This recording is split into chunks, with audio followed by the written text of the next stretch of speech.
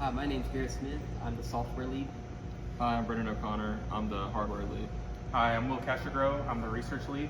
And I'm Raymond White, the project lead. This is the overview of the FSAE project hosted by SAE International. We're competing or trying to compete in the EV category of the competition.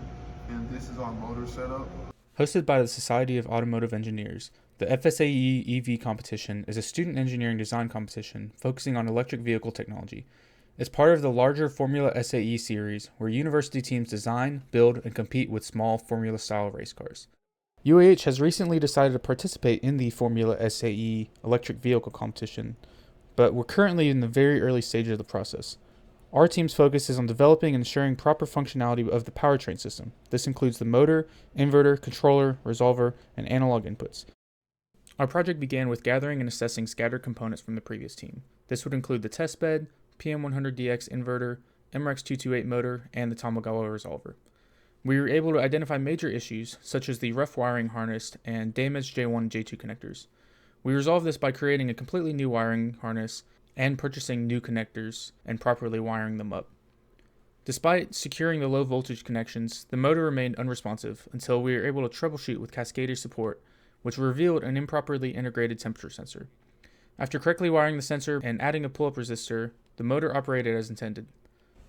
This entire setup has been designed to be easily taken apart and put back together for ease of transport. As you can see, Garrett is putting on the power wires for the motor from the inverter, and then here I am plugging in the J2 connection into the inverter from the resolver and the J1 connection from the test bed.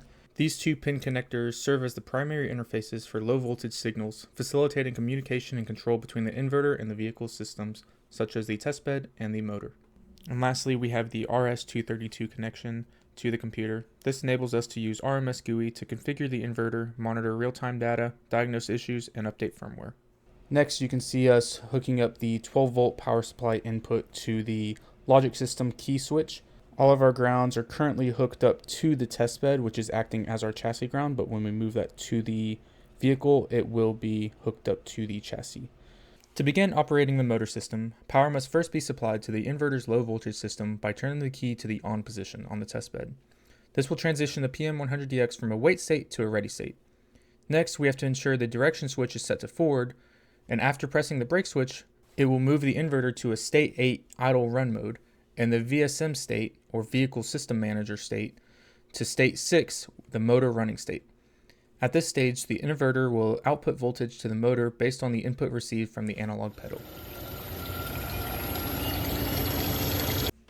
Next, we are going to observe two tests, one peaking at 1000 RPM and the second at about 500.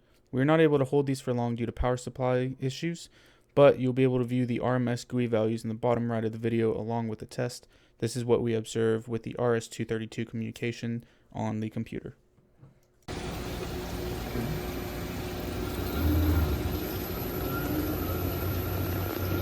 That's not 100 volts. But that is 40.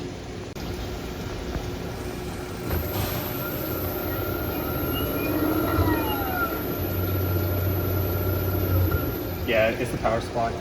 While we've made great progress on the powertrain this semester, there's still much to be done. We're hopeful that the foundation we've laid will set up the next team for success, and we're excited to see the amazing work that the UAH electric vehicle teams will accomplish in the future.